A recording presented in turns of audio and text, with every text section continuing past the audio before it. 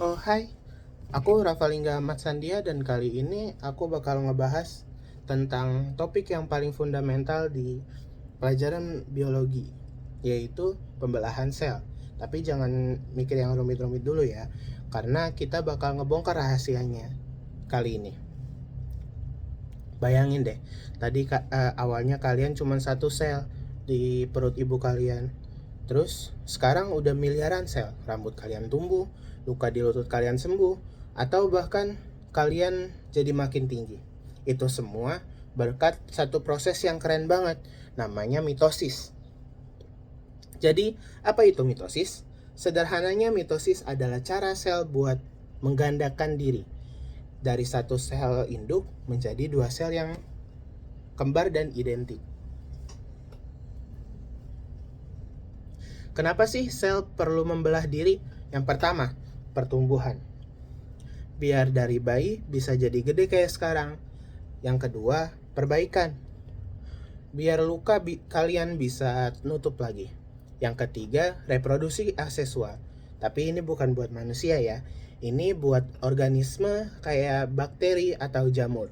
Ini cara mereka berkembang biak. Nah, proses mitosis dibagi menjadi beberapa fase.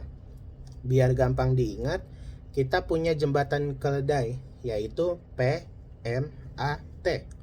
Jangan mikir yang aneh-aneh dulu. PMAT disingkatan dari profase, metafase, anafase, dan telofase. Oke, kita masuk ke fase pertama, si P alias profase. Di fase ini ada drama banget di dalam sel. Pertama, si benang-benang DNA yang tadinya acak-acakan mulai rapih dan membadat. Jadi yang namanya kromosom.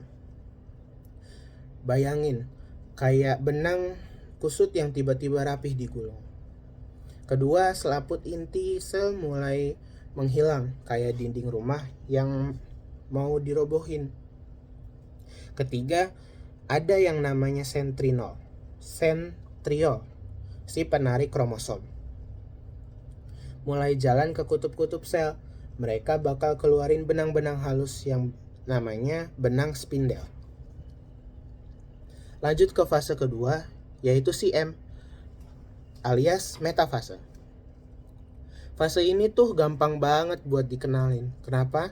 Karena di fase ini semua kromosom berbaris rapi di tengah-tengah sel, persis kayak paskibraka yang mau siap-siap upacara.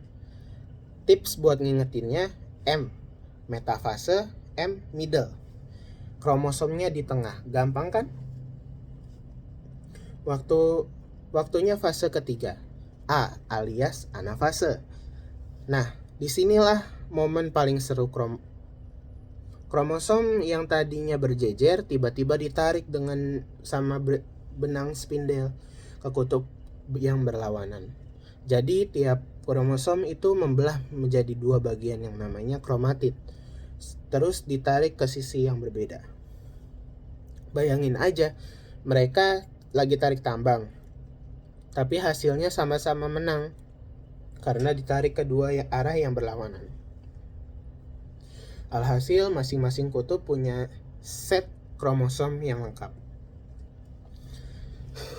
Sampai juga ke fase yang terakhir, yaitu T alias telofase. Ini adalah fase rehat. Di fase ini semua yang terjadi di profase itu kebalikannya. Selaput inti yang tadi dirobohin sekarang dibikin lagi. Kromosom yang tadi udah rapi sekarang balik lagi menjadi benang-benang DNA yang berantakan dan kusut. Dan yang paling penting, sitoplasma sel mulai membelah.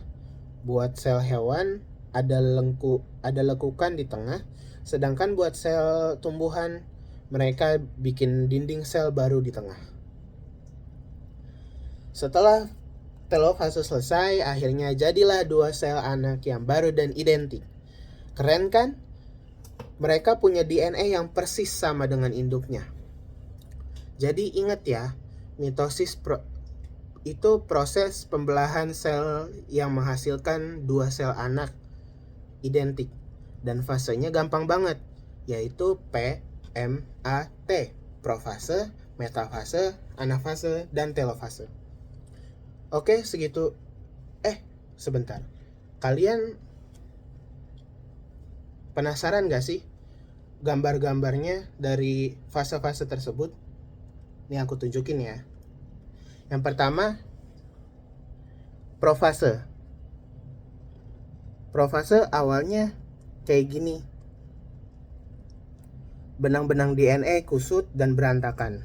Dan dia mulai menjadi rapih. Terus ada metafase. Yang tadi aku bilang, metafase itu middle.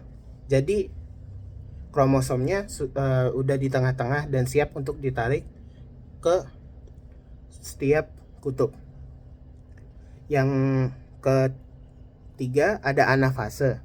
Anafase udah mulai ditarik nih kromosomnya menjadi 2 dan masing-masing ke kutub yang berlawanan.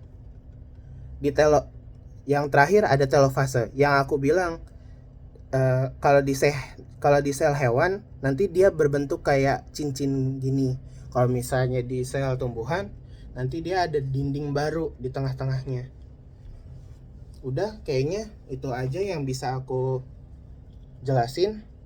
Maaf jika ada salah-salah kata. Itu terima kasih sudah nonton sampai akhir. Wassalamualaikum warahmatullahi wabarakatuh.